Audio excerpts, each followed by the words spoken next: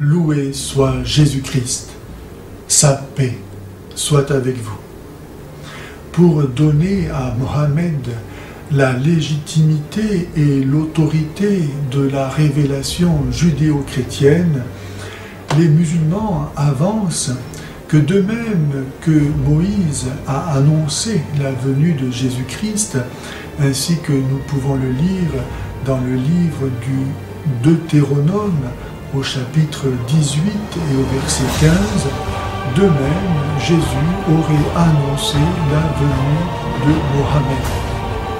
Cependant, quand nous lisons dans l'Évangile ou dans le reste du Nouveau Testament, ce qui est écrit au sujet de la venue de futurs envoyés de Dieu, le discours est tout autre.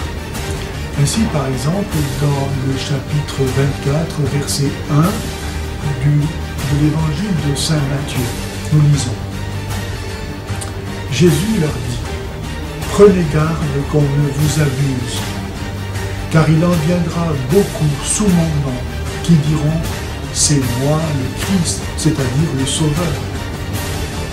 Et ils abuseront bien des gens. Au verset 23, « Alors si l'on vous dit « Tenez, voici le Christ » ou « Le voilà », n'en croyez rien. Il surgira en effet des faux Christ et des faux prophètes qui produiront des signes et des prodiges considérables, capables d'abuser si possible même les élus.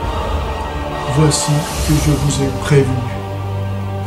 Ainsi donc Jésus annonce la venue d'antichrist, de faux Christ, qui chercheront à se faire passer pour des envoyés de Dieu, venant accomplir l'œuvre que Jésus-Christ a accomplie, c'est-à-dire le salut du monde.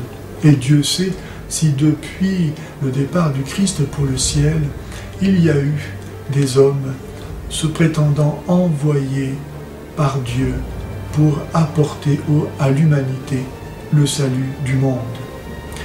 Saint Jean nous dit ceci dans sa première épître au chapitre 2 et au verset 22. Qui est le menteur? Sinon celui qui nie que Jésus soit le Christ, c'est-à-dire soit le Sauveur. Le voilà l'antichrist, celui qui s'oppose réellement au Christ. Il nie le Père et le Fils. Cela est propre à l'islam, de nier que Dieu soit Père et que Dieu soit Fils. Quiconque nie le Fils ne possède pas non plus le Père. Autrement dit, il ne suffit pas de dire que l'on croit en Dieu ou en Allah pour entrer dans le paradis. On ne va au ciel, dit Jésus, que par lui, qui est le chemin, la vérité et la vie. Dieu s'est rendu visible, présent, et s'est communiqué par sa parole faite chair, Jésus-Christ. Personne ne va à Dieu, sinon par le Christ, Jésus de Nazareth. On vient toujours dans la même épître, première, au chapitre 4, nous lisons « Bien-aimés, ne vous fiez pas à tout esprit, mais éprouvez les esprits pour voir s'ils viennent de Dieu. Car beaucoup de faux prophètes sont venus dans le monde. À ceci reconnaissez l'Esprit de Dieu. Tout esprit qui confesse Jésus-Christ venu dans la chair est de Dieu, et tout esprit qui ne confesse pas Jésus venu dans la chair n'est pas de Dieu. C'est là l'esprit de l'Antichrist.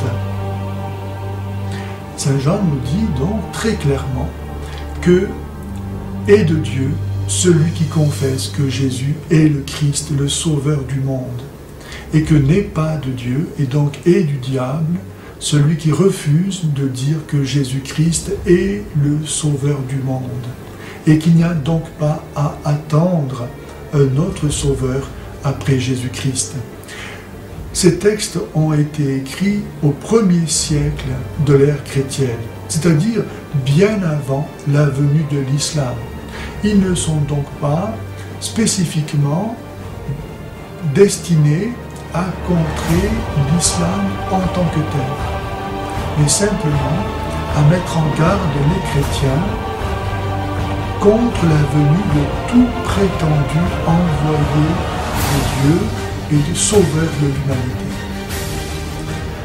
C'est pourquoi ces textes ont d'autant plus de force pour les chrétiens dans leur rapport avec l'islam qu'ils ont été écrits bien avant la venue de l'islam. Pour terminer, je cite encore l'apôtre Saint Paul dans l'Épître aux Galates au chapitre 1 et verset 8.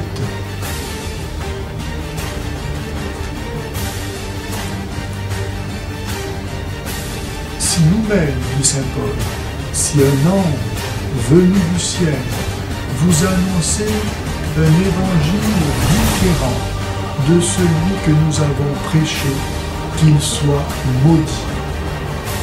Nous l'avons déjà dit, et aujourd'hui je le répète. Si quelqu'un vous annonce un évangile différent de celui que vous avez reçu, qu'il soit maudit. Et c'est donc que tout homme qui prêche un autre évangile prétendument venu de Dieu aux chrétiens, et à tout homme en général, est maudit. Parce qu'il n'a aucune réelle légitimité. Il est en fait envoyé par le diable. C'est Saint Paul qui le dit, qu'il soit maudit, c'est-à-dire qu'il soit voué au sort du diable, qui est lui-même le maudit. Celui qui a des oreilles pour entendre, qu'il entende.